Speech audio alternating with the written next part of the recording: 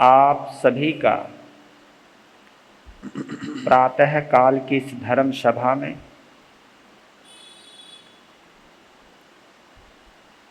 तथा हमें आत्मा से परमात्मा बनने की या बनाने की अनेक विधियां सिखाने वाली दिव्य कथा महावीर कथा में हार्दिक हार्दिक स्वागत करता हूँ। आप सभी के उज्जवल भविष्य की मंगल कामना करता हूँ।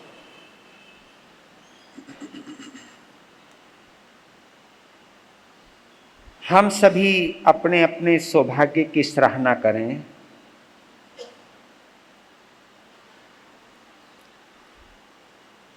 कि इस पंचम काल में अंतिम तीर्थंकर प्रभु महावीर की कथा सुनने का सौभाग्य प्राप्त हो रहा है। जो हमारे परम पिता हैं,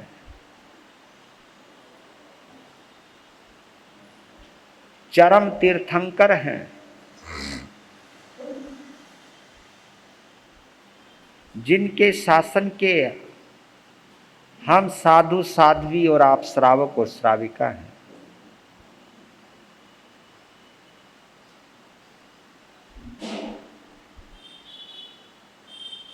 ये शासन तब तक चलने वाला है जब तक उत्सर्पणी काल के प्रथम तीर्थंकर का जन्म और तीर्थंकर नहीं बनते तब तक।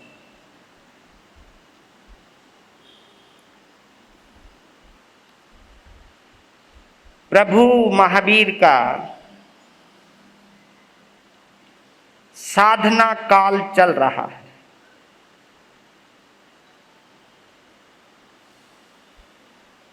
और साधना काल का दूसरा वर्ष प्रारंभ हो गया है।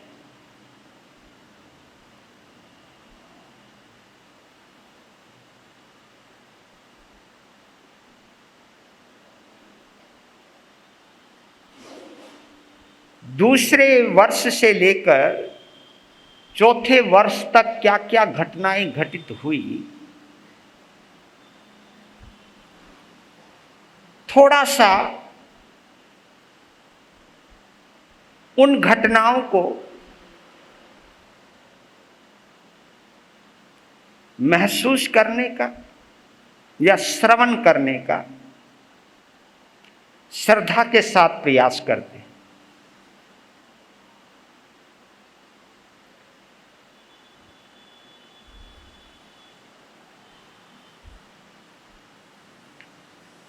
कल आपने सुना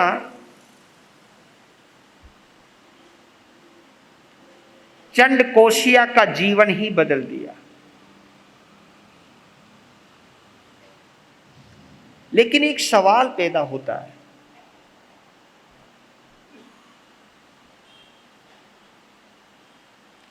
कि जिस नाग ने इतना पाप किया हो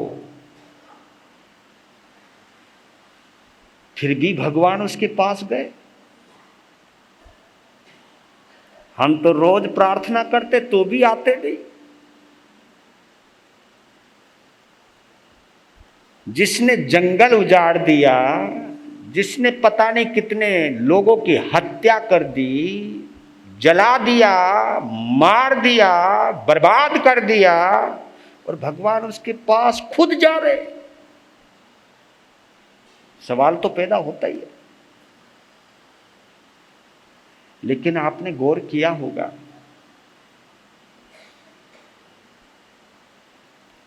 हमें चंडकोशिया का जीवन तो नजर आ रहा है, लेकिन चंडकोशिया बनने से पहले उसने कितनी साधना की है वो तो हमें विचारनीय चाहिए।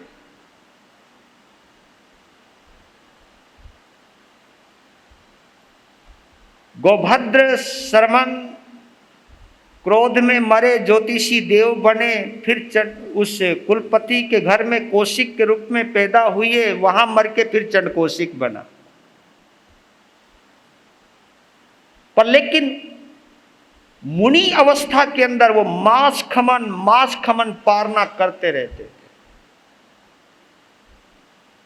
उन्होंने अगर जीव हत्याएं की है तो जीव रक्षा भी तो की है। और ये आपको मालूम है कि उस वक्त मांस खमनधारी अधिकांशतः 6 काय के जीवों के रक्षक हुआ करते थे।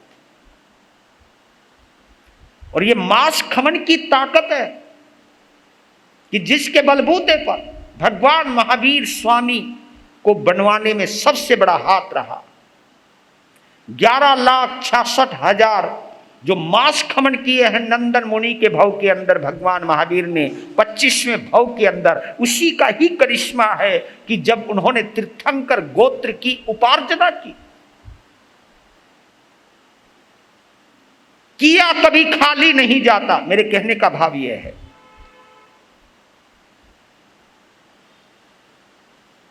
कभी कभी लोग कहते थे कि वो बंदा इतना गुंडा है, बेईमान है, लेकिन महाराज फिर भी मेहरबान है। तो आप ये समझिए कि उसने किसी ना किसी जन्म के अंदर कुछ ना कुछ तो किया हुआ है।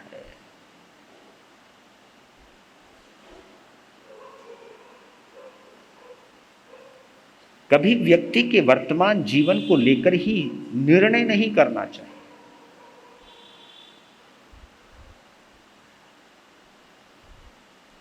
तो उसी का परिणाम है कि कहां होना चाहिए था, जो चंडकोशिया बना हुआ है कहां होना चाहिए था और कहां पहुंच गया। चलो कोई नहीं, अगर ये जीवन मिला है किसी को रास्ता दिखाने के लिए, और उसे रास्ता दिखाने से पहले अगर कोई भी कष्ट आए तो उस कष्ट की परवाह मैं नहीं करूंगा। तो कष्ट मिटाने के लिए गए हैं, कष्टों में डालकर कष्ट मिटाने गए हैं भगवान अपने आप को कष्टों में डालकर। लेकिन हमें लगता है कि भगवान ने अपने आप को कष्टों में डाल दिया। नहीं नहीं, भगवान को अगर कहीं पर भी कष्ट की अनुभूति हो जाए कि मैं अपने आप को कष्ट में डाल रहा हूं, तो वहां से प्रेम पैदा नहीं हो सकता।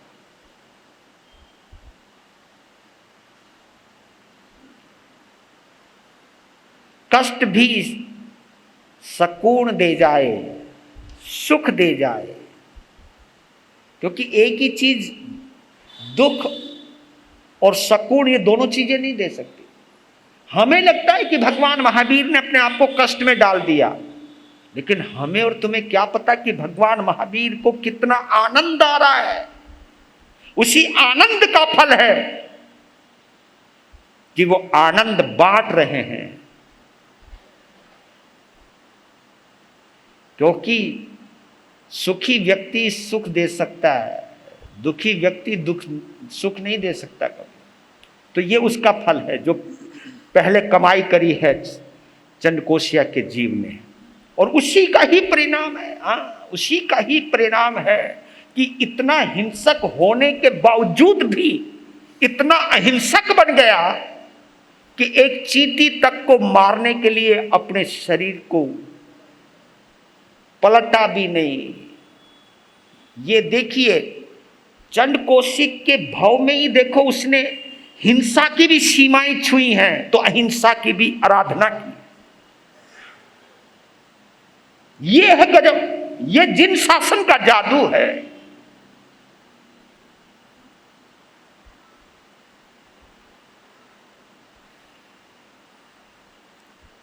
तो उसकी बांबी पर भगवान महावीर 15 दिन तक रहे खड़े। कितने दिन? लोग अपना काम करते रहे, जो चढ़ाना चुड़ोना चनाए, वो जो काम कर रहे थे वो कर रहे थे, लेकिन वो ध्यानस्थ थे।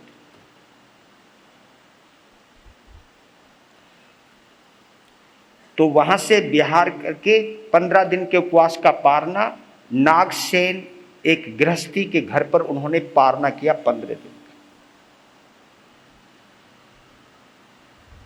पारना करके आगे बढ़े हैं प्रभु महावीर। सुरभिपुर और राजगृही, राजगृही का नाम तो आपने सुना है, और जहां ये घटना घटित हुई है, क्योंकि ये उत्तर वाचाला सन्निवेश वही परिवेश कहला रहा है, वहीं पर ही एक गांव है, ग्राम है, शहर है, कुछ भी समझ लीजिए। तो एक सुरभिपुर और राजगृही के बीच में एक नदी पड़ती थी, जिस नदी का नाम है गंगा नदी। वो नदी गंगा बांट रही है, सुरभिपुर इधर है, राजगृही उधर है। तो उनको गंगा पार करनी थी। गंगा का पाट बहुत बड़ा है, बड़ा विस्तृत है। आजकल की तो गंगा सिमटती जा रही है। आजकल की गंगा को तो लोगों ने उल्टा चढ़ा दिया, ऊपर ही। इसको कहते उल्टी गंगा, तभी ये सब विनाश हो रहा है। प्रकृति के साथ छेड़खानी करने का परिणाम कभी अच्छा नहीं होता है। ये वैज्ञानिक जितनी सुख सुविधाएं देने वाले हैं, इसी प्रकृति ने के साथ दुरुपयोग करने की वजह से कभी प्रकृति जब पलटा खाएगी तो इसके बहुत गंदे परिणाम हम सभी को भुगतने हैं।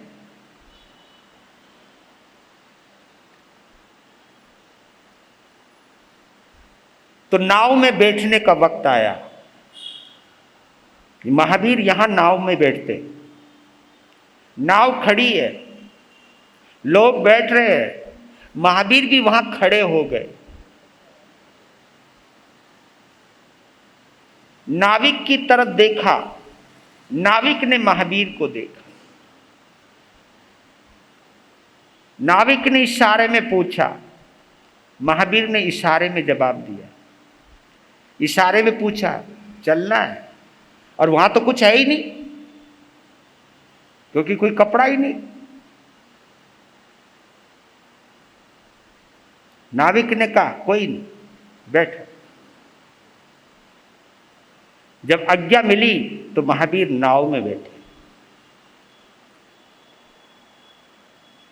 नाव कुछ दूर आगे बढ़ी, गहरा पानी आ गया। इतने में उस भीड़ के अंदर एक खेमिल नाम का एक ब्राह्मण, एक ज्योतिषी, नैमित्तिक, सामुद्रिक शास्त्री बैठा हुआ है। उसके कानों में उल्लू की आवाज आई। उसने दिशा देखी, दाहिनी ओर उल्लू बोला।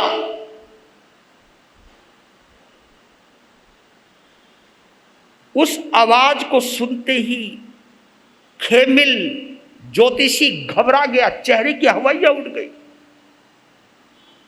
लोगों को कहा सावधान, ये आवाज सुन रहे हो? हां, उल्लू की आवाज है।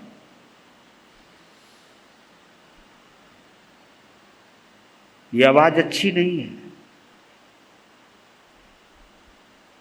हम सभी की जिंदगी खतरे में आ गई है, क्योंकि अब वो ना इधर जा सकते, बीच में पहुंच गए, गहरी नदी।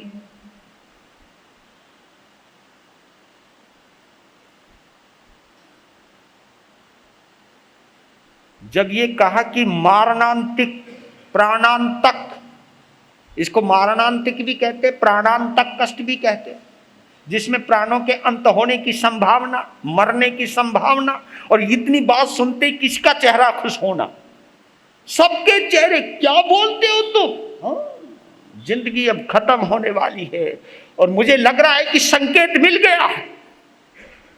इतने में खेमिल की नजर भगवान महावीर जो बैठे हुए थे, ध्यानस्थ बैठे हैं, वो ध्यानस्थ, जैसी उन पर नजर पड़ी, थोड़ी सी खेमिल के चेहरे पर मुस्कुराहट आई।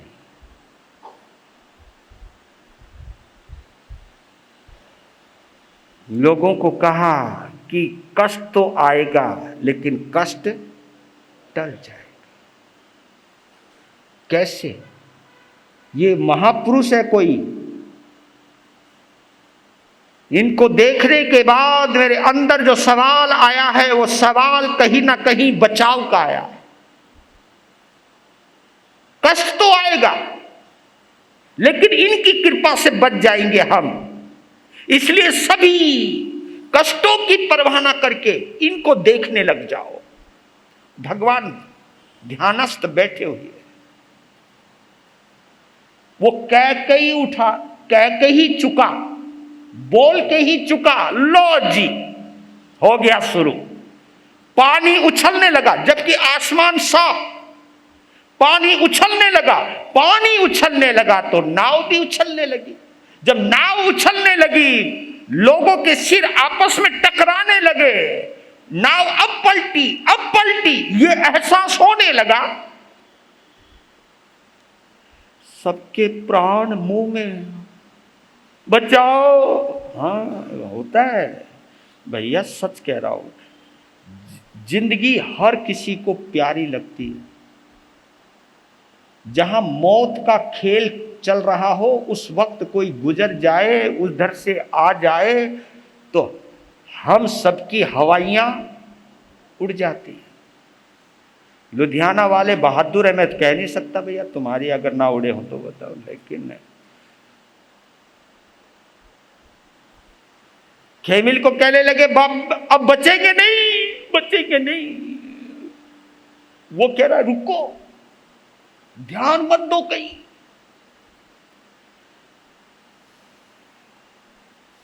इनकी तरफ ध्यान। बचाएंगे तो यही बचाएंगे, बचेंगे तो इन्हीं की वजह से बचेंगे, नहीं तो उल्लू तो कर चुका काम।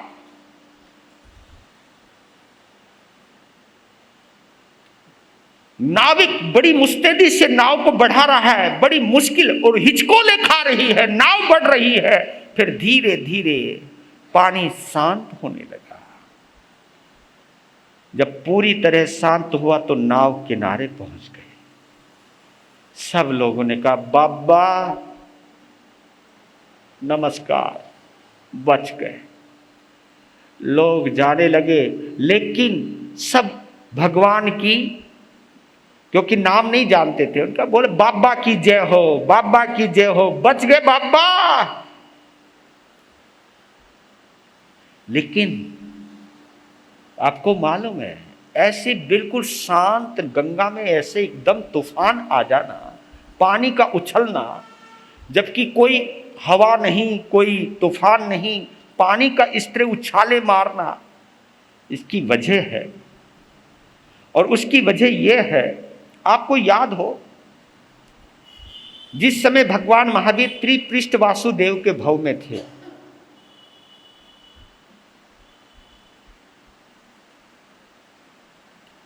तो उस वक्त उन्होंने शेर को मारा था, चीरा था, गुहावासी, गुफा में रहने वाला शेर, याद होगा आपको।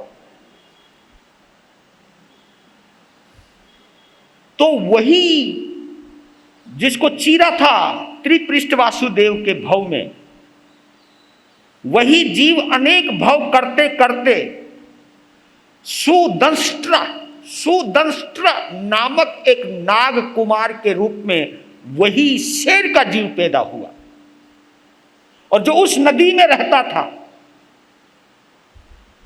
बैर भाव पैदा हुआ, कुछ स्मरण हुआ उसको, और कहा कि जिस दुश्मन ने मुझे मारा था आज मेरे काबू में आ गया। क्योंकि हर जीव अपना बदला जरूर लेने की कोशिश करता है, और ये जीवन का सत्य है। ये मैं आप लोगों को कहना चाहता हूं, यही समझाना, ये भगवान महावीर का संदेश बोल रहा है, ये भगवान महावीर का जीवन कह रहा है, ये महावीर का चरित्र हमको बार बार समझा रहा है कि हमारे साथ कोई भी घटनाएं घटित होती हैं, वो घटनाएं कभी बेवजह, वो बेवजह नहीं होती, वो कोई ना कोई वजह जरूर है।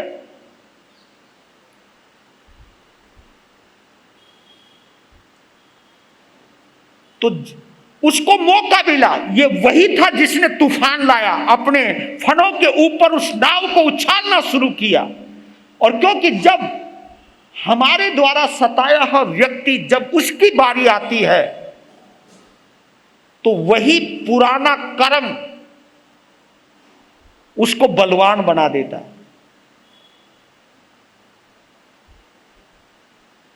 और महावीर तो उस कष्ट को 1 मिनट में टाल सकते थे, लेकिन आपने महावीर के जीवन की एक विशेषता देखी होगी कि उन्होंने अपनी तरफ से कहीं पर भी कर्म को टालने का प्रयास नहीं। उन्होंने कहा कि वो जानते थे एक चीज को, कड़ान कम्मान ना मोख अथी, जब तक किए हुए कर्मों का भुगतान नहीं कर लूंगा तब तक मुक्ति नहीं। ये भगवान का संदेश है। इसलिए कहता हूं कि कोई तुम्हें कष्ट दे तो अपने भाव मत बिगाड़ा करो।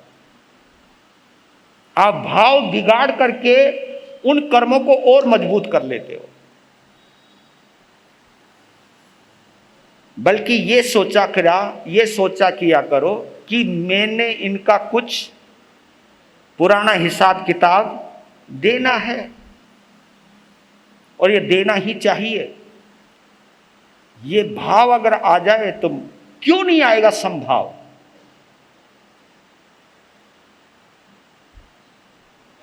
आपको मालूम है, किसी के फोड़ा हो रखा हो और बहुत दर्द कर रहा हो, और डॉक्टर जब उस फोड़े को दबाता है, पीप निकालता है, दर्द बहुत होता है, लेकिन आपको ये मालूम है इस दर्द को मिटाने के लिए ये दर्द तो सहना पड़ेगा।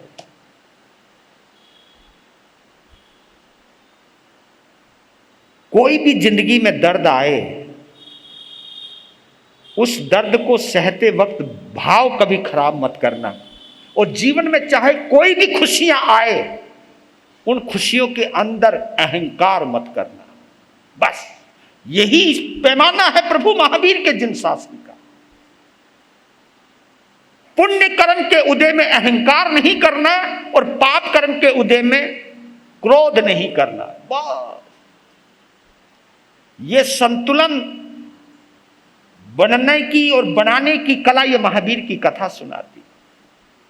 तो उस वक्त कंबल और संबल, वो कष्ट एकदम मिटा कैसे। कंबल और संबल नाम के 2 भक्त नाग कुमार, वो भी उसी गंगा नदी में थे।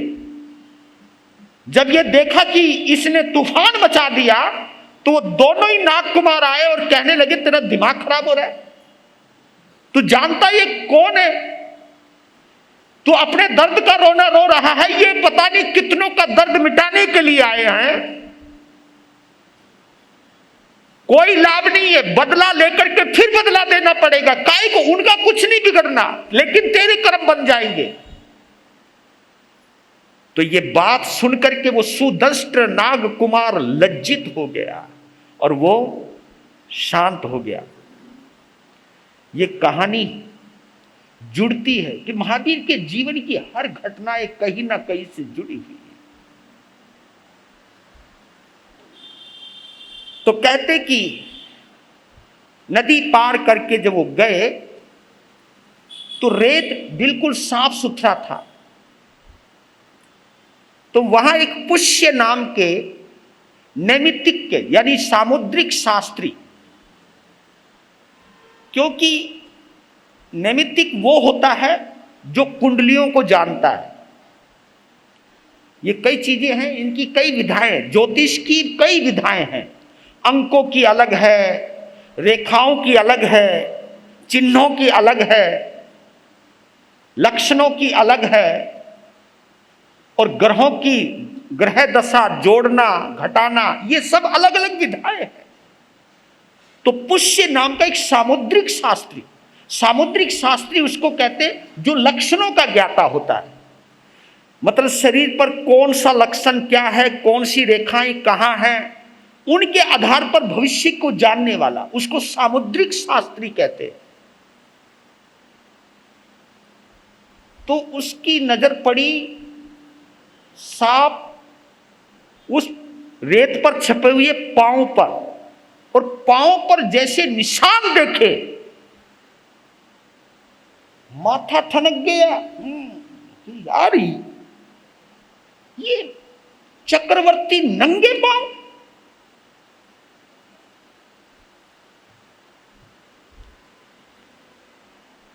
फिर उसने सोचा कि लगता है ये चक्रवर्ती मुसीबत का मारा है, और ये पांव जहां पर रुकेंगे मैं वहीं तक जाऊंगा। तो पांव का पीछा किया उसने, और मन में एक, अब देखिए आदमी जो खोज रहा है बिना मतलब तो खोजेगा नहीं। उसने एक बड़ी गजब की कल्पना कर लिया, बड़ी मुश्किल से चरण मिले, बड़े मुश्किल से चिन्ह मिले, और ये चक्रवर्ती है, मुसीबत का मारा है, तो मैं इसकी सेवा करूंगा। हाँ, और सेवा करूंगा तो ये चक्रवर्ती बनेगा, और चक्रवर्ती ये जब बन जाएगा तो भैया हमारी किस्मत तो खुल जाएगी। इसलिए कोई आदमी बिना मतलब सेवा, पद चिन्हों का पीछा करते करते करते करते करते, क्योंकि पहले ये काली सड़क नहीं हुआ करती थी, पहले रेतीला मार्ग होता था। तो वो एक उद्यान तक पहुंच गए, और जब देखा उसने भगवान महावीर को, उसने माथा पकड़ लिया। हम तो सोच रहे थे कोई चक्रवर्ती होगा, लेकिन यहां तो कोई फकीर है, या तो कोई फक्कड़ आदमी है, या तो वैसे ही जिसके बदन पर कोई वस्त्र तक नहीं, तो कोई साधु है। उसका मूड हो गया खराब, होएगा, क्योंकि वो तो ये सोच के आया था कि चक्रवर्ती की सेवा करूंगा, उसे प्रभावित करूंगा, और वो चक्रवर्ती बनेगा, और वो चक्रवर्ती बनेगा तो हमारा काम अपने आप बन जाएगा। लेकिन देखा ये तो खुद ही बिना कपड़ों के खड़ा है, ये तो खुद ही एक महात्मा है, ये तो सब दुनिया को छोड़ के बैठ गया, ये क्या चक्रवर्ती बनेगा। पर वो सोचने लगा यार ये नहीं हो सकता, क्योंकि देखिए वो भगवान का चेहरा देखता है, शरीर देखता है तो बड़ा सौम्य लगता है, बड़ा सुंदर लगता है, लेकिन जब आदमी का स्वार्थ टूटता है, आदमी जिस मनसा से आया है वो मनसा जब टूटती है, तो फिर वो और चीजें नहीं देखता जो चीज और देखी जा सकती है, क्योंकि आदमी का एक विजन होता है, उतनी मात्रा में वो देखेगा, उसके आगे वो देखेगा नहीं। कहा कि आज जिंदगी में पहली बार शास्त्रों का ज्ञान बेकार साबित हुआ, और इस घटना से वो इतना टूट गया, मन आया कि जितने वो शास्त्र मैंने पढ़े हैं ना, ले आया पोटला बना के, न कहे आज गंगा में बहा देने, आज के बाद इसके हाथ ही नहीं लगाना है। भला हो तुम्हारा, क्या सोचा था और क्या हो गया। मेरा सीखा हुआ ज्ञान बेकार हो गया, ये किताबें झूठ बोलती है। हाँ, अगर महाराज जी कोई मंत्र दे दे तुम्हें,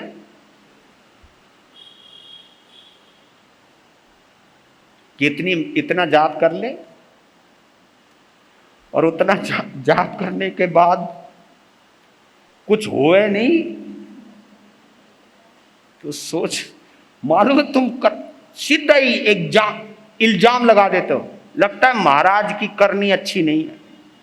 ये नहीं सोचो कि हमारी किस्मत खराब है, सीधा महाराज के ऊपर ही बात, नहीं महाराज लगता है कुछ है ही नहीं इसमें। आदमी में पढ़ने में गलती हो जाए वो नहीं मानेगा, अपनी किस्मत में भूल हो जाए वो नहीं मानेगा, लेकिन वो ये सोचता जो महाराज ने कह दिया, जो मंत्र दे दिया, बस हो जाए। अरे मेरे बंधुओं, भगवान महावीर को 12.5 साल लग गए केवल ज्ञान पाने में, और तुम्हें तुरंत चाहिए। यार थोड़ा बहुत इंतजार तो कर लो, इतनी जल्दी टिप्पणियां तो मत दो। वो बहाने जा रहा था, तब आवाज आती है आसमान से, देवेंद्र की आवाज आ रही है, क्या कर रहे हो पुष्य तुम? है आवाज ऊपर से, भाई कौन बोल रहे हो तुम? कहा कि मैं देवेंद्र बोल रहा हूं, इंद्र बोल रहा हूं। तो शास्त्रों को दोष क्यों दे रहा है कि शास्त्र झूठे? मैंने ये पढ़ा, ये लक्षण शास्त्र सब बता रहे हैं कि ये चक्रवर्ती होना चाहिए। तब वो कहते हैं कि तेरे शास्त्र में कोई कमी नहीं है, तू केवल इनकी वेशभूषा देख रहा है, ये क्या होने वाले हैं।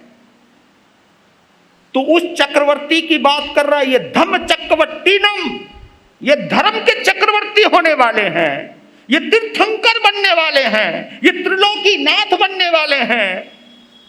चक्रवर्ती तो केवल इसी लोक का नाथ होता है, ये तीनों लोक के नाथ बनने वाले। तेरी दृष्टि शायद छोटी रह गई, या तू स्वार्थ में आ गया, लौट वापिस।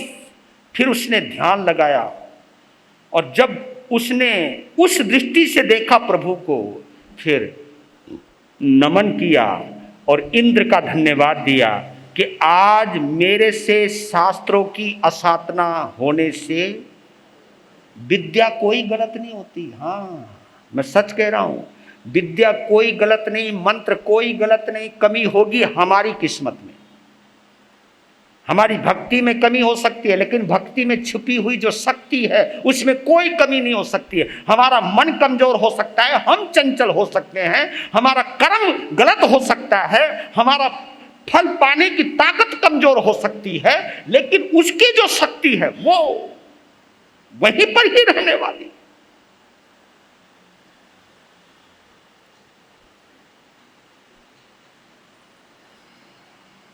दूसरी बात महावीर की, आपको मालूम है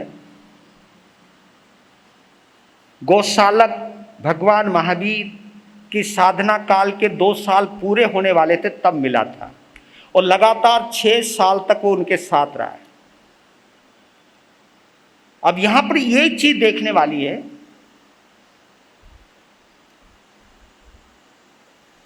भगवान महावीर का जीवन अगर तुम गौर करोगे तो उस महावृक्ष के समान है। महावृक्ष, वट वृक्ष समझ लो या महावृक्ष समझ लो, इसका मतलब यह है महावृक्ष जो वट वृक्ष है, बड़ा वृक्ष है, उसकी छाया में चाहे कोई साधु आए, चाहे कोई सज्जन आए, चाहे कोई संत आए, और चाहे कोई चोर आए, चाहे कोई दुष्ट आए, वो सभी को, बताओ ना, छाया कभी फर्क करती है? पेड़ कभी फर्क करता है? ये महापुरुषों का जीवन होता है। और मैं तो महावीर के जीवन को देख करके तो दीवाना हो गया। महावीर की सहनशीलता और महावीर की निष्प्रियता और महावीर का मैत्री भाव, मतलब कहां तक जाऊं मैं। आप ये देखिए, अगर तुम गौर करो, जब से गौशालक मिला कहां, पहले ये समझ लेते हैं। प्रभु महावीर विहार करते करते नालंदा पहुंचे साधना काल में। नालंदा के अंदर एक तंतु वैशाला एक प्राकृत का शब्द है, लेकिन हम इसको कह सकते हैं जुलाहे का कारखाना। जुलाहा किसको कहते हैं? जहां कपड़े बनते हैं। एक बहुत बड़ा कारखाना था, बहुत बड़ा।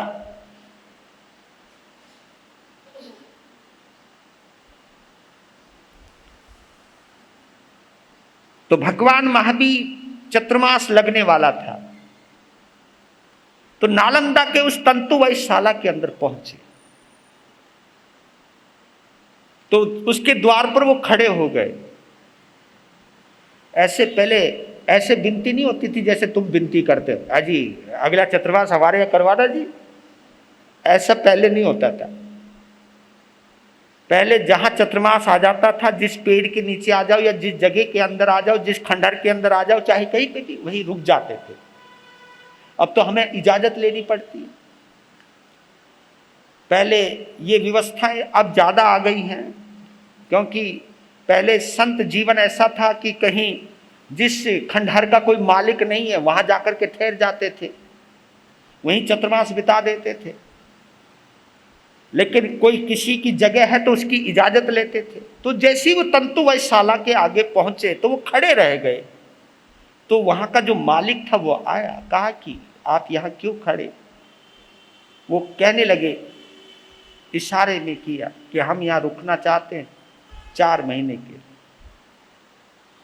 ओ पधारो। तो वो एक जगह उनको दिखा दी, तो वो वहां ठहर गए। उस वक्त वहां पर मंख जातीय नाम का एक युवक भिक्षुक सन्यासी गोशालक जवानी में, वो भी वहीं पर ठहरा हुआ था। वहां मिलन हुआ नालंदा की तंतु वैशाला के अंदर भगवान महावीर का गोशालक के साथ जो मिलन हुआ है, पहली मीटिंग। और वहां पर उन्होंने एक महीने के मास खमन के, यानी 4 महीने में केवल 4 बार पारना किया उन्होंने, और चौथा पारना 4 महीने के बाद चौथा पारना कहीं बाहर किया उन्होंने। तो उनका खड़ा होना, उनका ध्यानस्थ होना वो देखा करता था। दोनों की झोपड़ी आमने सामने थी। पहली बात तो भगवान महावीर इतने सुंदर थे, इतनी सौंदर्य संपन्न थे, गोशालक वैसे ही उनके ऊपर दिल आ गया। यार गजब, क्या सौंदर्य है। शरीर पर कोई वस्त्र नहीं है, लेकिन फिर भी ये कहीं से भी भद्दे नहीं लगते। ये विशेषता तीर्थंकर की, ये आम विशेषता नहीं होती, हर किसी में विशेषता नहीं होती। आप सोच भी नहीं सकते थे महावीर का नग्नत्व भी कितना मनोहारी था। पहली बात तो नजर इतनी टिक जाती थी चेहरे पर और चरणों पर, बस 2 ही जगह टिकती थी नजर। ये विशेषता थी, नजर और कहीं जाती ही नहीं थी। या तो चेहरा नजर आता था या चरण नजर आते थे, और चरण भी इतने खूबसूरत, चेहरा भी इतना खूबसूरत, आदमी की नजर टिक जाए। तो मंखाली, क्योंकि मंख जाति का है वो, इसलिए मंखाली गोशालक बोलते हैं उसको।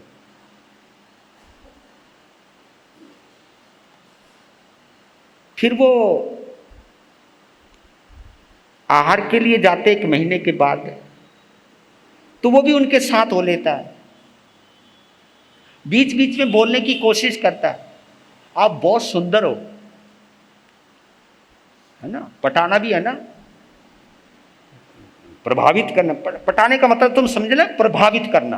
पटाना शब्द एक छोटा शब्द है, लेकिन वो इतना प्रभावित हो गया कि यार ये बंदा बड़ा गजब का है, और बहुत लब्धियां हैं इसके पास, बहुत शक्तियां हैं इसके पास, और इसकी जितनी पूजा भक्ति करूंगा तो ये शक्तियां मेरे पास भी आ जाएंगी।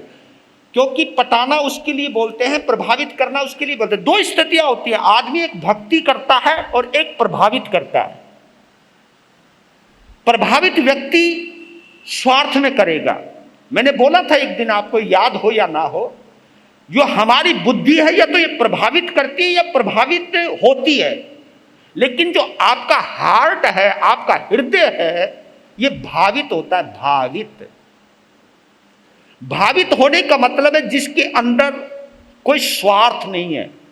और प्रभावित होने का मतलब यह है कि जैसे आपकी कोई चीज, बढ़िया चीज देखी, कोई विद्या मैंने देखी, या आपका कोई वैभव देखा, कोई संपदा देखी, कोई चीज देखी, जिससे मैं प्रभावित हो गया और ये सोचने लगा कि इसको अगर ये मेरे हाथ में आ गया तो जो चीज इसके पास है वो चीज मेरे पास भी आ जाएगी। इसलिए मुझे कभी कभी लगता है कि जैन साधु भी लोगों को प्रभावित ज्यादा करते हैं, और वो भी बड़े बड़े सेठों को, क्योंकि सेठों को ही हम प्रभावित करने की कोशिश करते हैं। जब आप मेरी सभा के अंदर एक गरीब आदमी आ रहा है और एक अमीर आदमी आ रहा है और मेरी नजर गरीब पर उठ करके अमीर पर जा रही है, तो ये दिल से तो नहीं हो सकता काम। ये किससे होगा? ये खोपड़ी से होता है, ये काम बुद्धि से होता है। क्योंकि बुद्धि क्या कहती है, इस गरीब में क्या रखा है, ये खुद ही भूखा मर रहा है, ये क्या करेगा। बुद्धि क्या कहती है, वे इसके ऊपर कुछ कर, टोला टाना, इसकी प्रशंसा कर, इसको उठा, इसका नाम कर, इसकी प्रशंसा कर, उस क्या पता ये प्रभावित हो जाए, तेरा भक्त बन जाए। हाँ, ये मानसिकता अगर मेरी है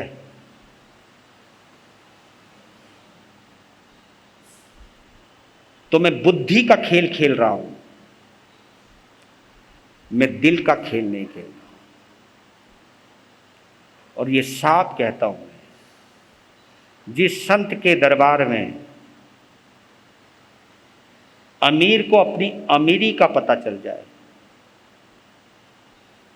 और गरीब को अपनी गरीबी का पता लग जाए, वो कभी संत का दरबार नहीं हो सकता, वो संत का दरबार नहीं हो सकता। ये तो वो दरबार है जहां अमीर अपनी अमीरी भूल जाए और गरीब अपनी गरीबी भूल जाए, ये वो दरबार है।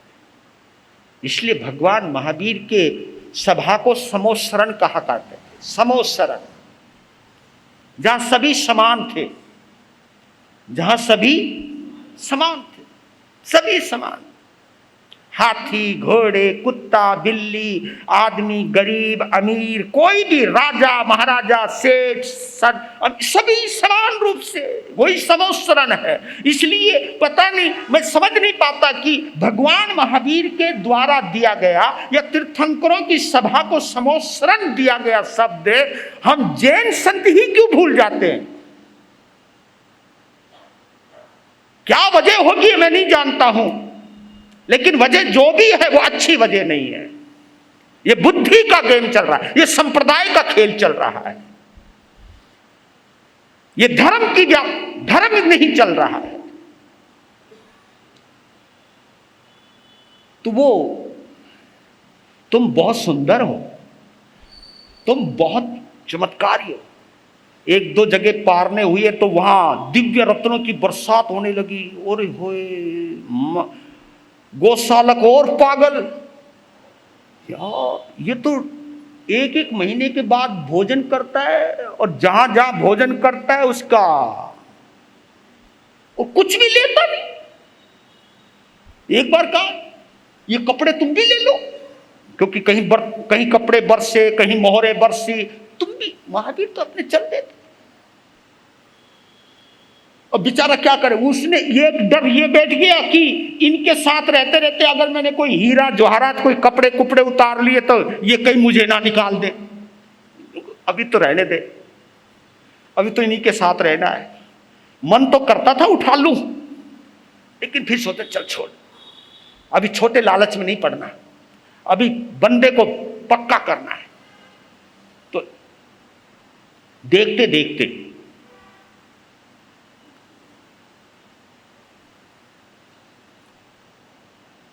कार्तिक पूर्णिमा आ गई। कार्तिक पूर्णिमा का मतलब जानते हो? चतुर्मास का आखिरी दिन आ गया।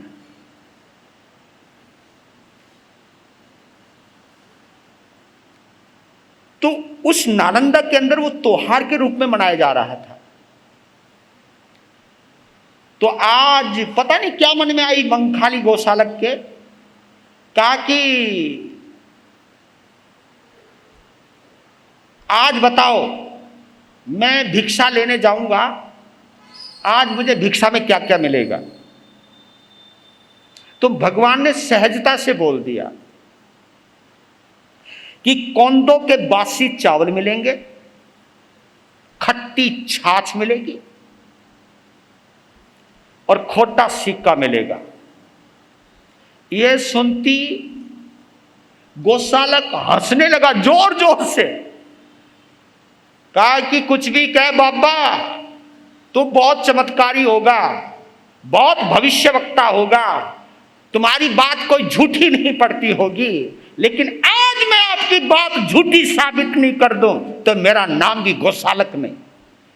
क्यों? क्योंकि आज तो घर घर में त्योहार है, कहीं खीर बनी होगी, कहीं पकवान बने होंगे, और तुम कह रहे हो कोंदों के बासी चावल।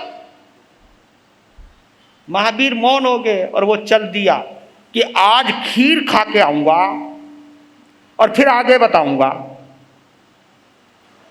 क्योंकि आदमी किसी को नीचा दिखाने में अपनी तरफ से तो कोई कोशिश कोई छोड़ता नहीं है।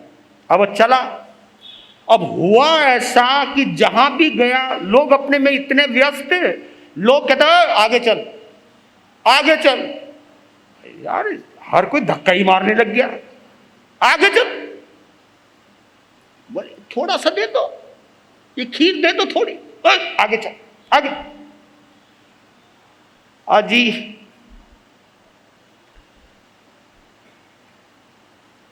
2 बज गए, किसी ने पूछा नहीं। आखिर एक काम कारीगर था, किसी का घर था, वो बोला अरे तू ही दे दे, आजा आजा बैठ जा।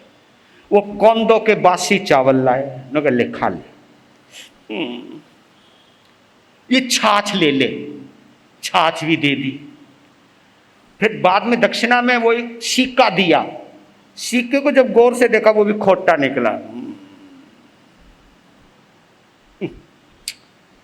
यार यहां से कुछ बातें होने लगी हैं, मैं बता रहा हूं आपको, यहां से कुछ बातें ऐसे होने लगी जो गोशालक को नियतिवाद की तरफ लेकर के गया।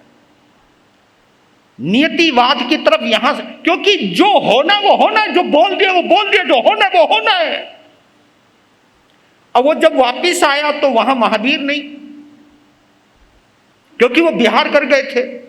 और वो कहे बाबा कहाँ गया, और मैं तो खाने के चक्कर में पड़ गया, मैं इधर उधर घूमता रहा, बाबा जी कहां गए। सबसे पूछा कहां गए जी, पता नहीं किधर गए। वो ढूंढता रहा ढूंढता रहा ढूंढता रहा, दूसरे गांव में पहुंच गया। तो वहां पहुंचा, एक जगह बात चल रही थी कि बहुल नाम के ब्राह्मण के घर में एक युवा तपस्वी का पारना हुआ, और वहां मोहरे बरसी। बस वही मोहरे किसके यहां बरसी है भाई, ये बता। ढूंढता ढूंढता ढूंढने लगा, इधर से महावीर आए, गोशालक को चैन मिला। हे प्रभु कहां चले गए थे छोड़ के, आपका टाइम हो गया। गोशालक का नहीं, तुम्हारा। अब यहां बाद में कुछ और घटनाएं घटित हैं, क्योंकि गोशालक 6 साल रहा है। गोशालक का संपर्क भगवान महावीर के साथ त्रासदायी रहा है। हर कदम कदम पे महावीर की बेइज्जती करवाई, लेकिन महावीर ने कभी उसको ये नहीं कहा तू निकल जा, चला जा। ये उनकी बड़ी गजब की बात थी। कुछ और बातें हैं, समय आने पर फिर बताऊंगा।